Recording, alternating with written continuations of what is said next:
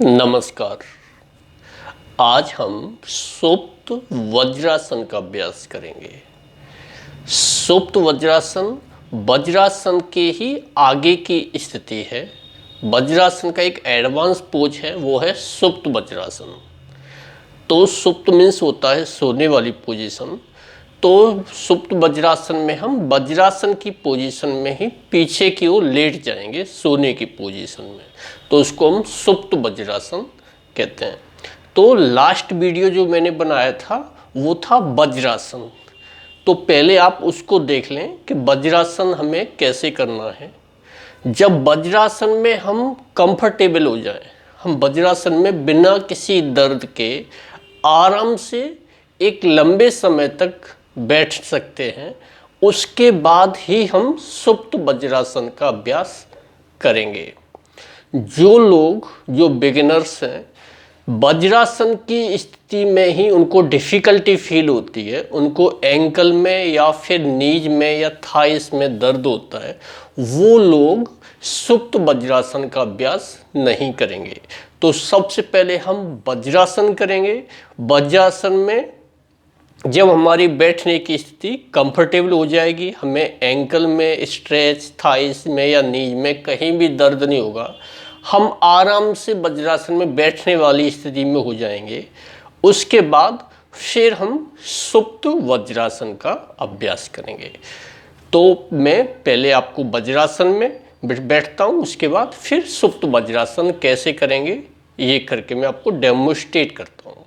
तो शुरुआत में सबसे पहले हम क्या करेंगे कि कोई भी बैठने वाला आसन करने से पहले हम अपनी उसकी जो प्राइमरी स्थिति होती है उसमें जाएंगे। दोनों पैर पास पास, दोनों हैंड्स साइड से, back straight, gauge in front, निगाह आपकी सामने की ओर, पूरा पीठ आपका सीधा।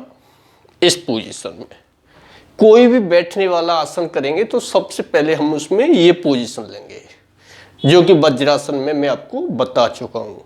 फिर वज्रासन में बैठेंगे।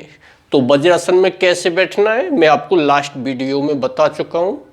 तो आप पहले लास्ट वीडियो देख लें मेरा, वज्रासन में कैसे बैठना है। वज्रासन में इस तरीके से नीज दोनों पास पास रहेंगे, हमारे दोनों टोज मिले हुए, हील्स के बीच में गैप।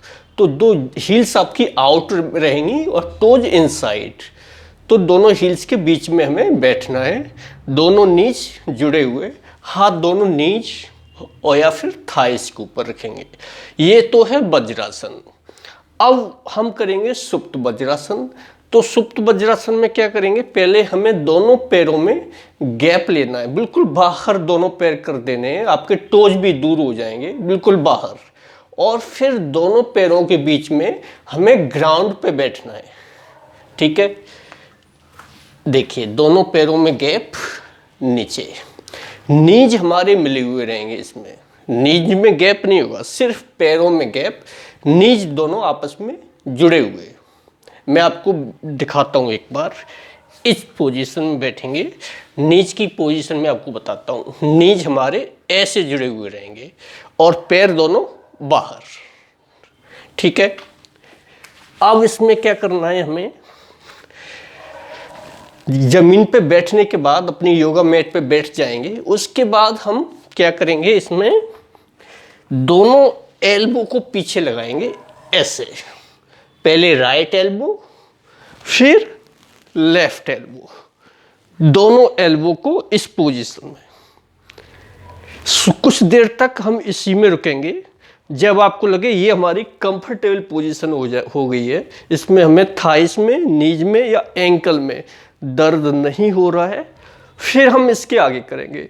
अगर किसी को इसी पोजीशन में दर्द हो रहा है, एंकल में, नीज या थाइस में, तो पहले हम इसी पोजीशन में इतना ही अभ्यास करेंगे कुछ दिनों तक, यहाँ तक जाएंगे और फिर वापस। तो इस तरीके से जब आपको लगे कि हाँ अब हमें दर्द नहीं हो रहा है, तो फिर ऐसे आएंगे और धीरे धीरे एल्बो को सीधा करेंगे और सर को नीचे लगाएंगे, शोल्डर और सिर दोनों नीचे, इस पोजीशन में। दोनों हाथ साइड से रखेंगे ऐसे, दोनों नीज आपके मिले हुए रहेंगे। ये पोजीशन आपकी कंफर्टेबल हो जाए, उसके बाद दोनों हाथ थाइस के ऊपर रख लेंगे।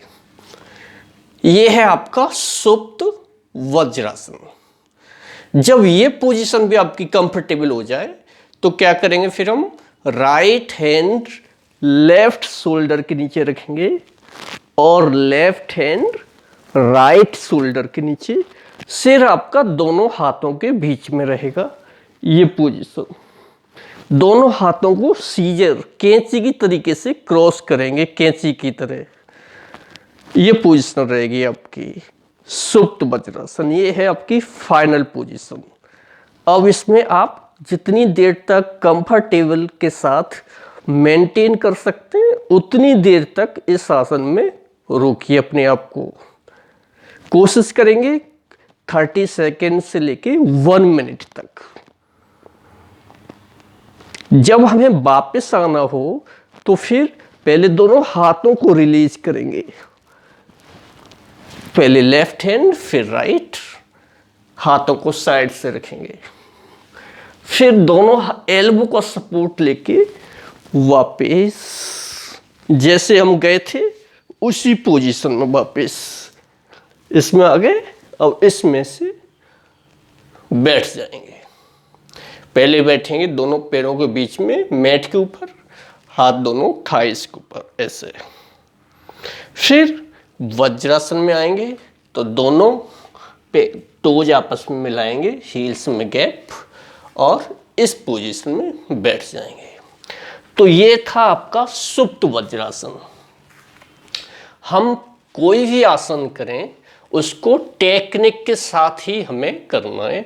ऐसा नहीं कि सडनली झटके के साथ लेट जाना है इसमें, नहीं तो आपको नीज में भी दर्द हो सकता है, थाइस और एंकल में भी खिंचाव आ सकता है।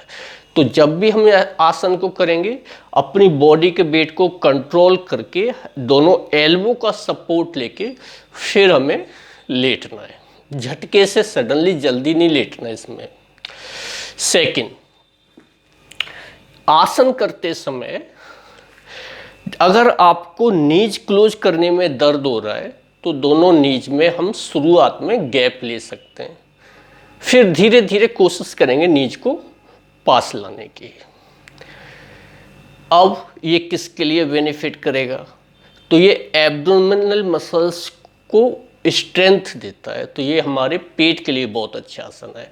ये हमारे आमाशय के पाचन तंत्र से संबंधित है, तो पाचन तंत्र से रिलेटेड जितनी भी प्रॉब्लम है ये उन सब में बेनिफिट करता है। ये सबसे अच्छा आसन कॉन्स्टिपेशन के लिए है, तो जिनको कॉन्स्टिपेशन है वो इस आसन को कर सकते हैं। इसके अलावा ये आसन जो रेगुलर करते हैं उनको ये हाई बीपी और साइटिका में भी रिलीफ देगा, क्योंकि इससे हमारी बैक मसल्स की स्ट्रेंथ बढ़ती है, आपकी स्पाइन की फ्लेक्सिबिलिटी बढ़ती है। इसके अलावा जिनके शोल्डर में प्रॉब्लम है तो उनको इससे शोल्डर में भी इम्प्रूवमेंट होगा। शोल्डर जिससे टाइट हैं या आगे की ओर हैं इस तरीके से, तो उनके लिए भी अच्छा है। इसके अलावा ये आपकी थाई, एंकल जॉइंट और नीज के लिए भी अच्छा अभ्यास है, क्योंकि ये वज्रासन वाला अभ्यास है तो ये पाचन में तो आपको फायदा करेगा ही करेगा। इससे आपका पाचन तंत्र इम्प्रूव होगा, डाइजेशन सिस्टम आपका इम्प्रूव होगा। तो डाइजेशन सिस्टम आपका बढ़ेगा तो आपको कॉन्स्टिपेशन भी नहीं होगा, और पेट से रिलेटेड जितनी भी प्रॉब्लम्स हैं उन सब में यूजफुल आसन है। जब इस आसन में हम लेटते हैं तो हमारे चेस्ट ऐसे खिंचता है, तो इसमें हमारा अधिक से अधिक एयर अंदर जाता है, तो ये हमारे फेफड़ों के लिए बहुत अच्छा आसन है। तो इससे फेफड़ों से संबंधित जिनको ब्रोंकाइटिस या अस्थमा की प्रॉब्लम है तो उसमें भी इससे आपको रिलीफ मिलेगा। अब जिनको आर्थराइटिस की प्रॉब्लम है या नी प्रॉब्लम है या एंकल में कोई प्रॉब्लम है, या ऑलरेडी उनको हिप्स में या कमर में पहले से दर्द है, या स्लिप डिस्क साइटिका की प्रॉब्लम उनको पहले से है, सीवियर प्रॉब्लम है, तो वो इसका अभ्यास नहीं करेंगे, या फिर किसी अच्छे योगा टीचर या डॉक्टर की गाइडेंस में इसका अभ्यास करेंगे। नमस्कार। अगर आपको हमारा ये वीडियो पसंद आता है तो इसको आप लाइक कीजिए, शेयर कीजिए, सब्सक्राइब कीजिए और बेल आइकन दबाना मत भूलिए। नमस्कार।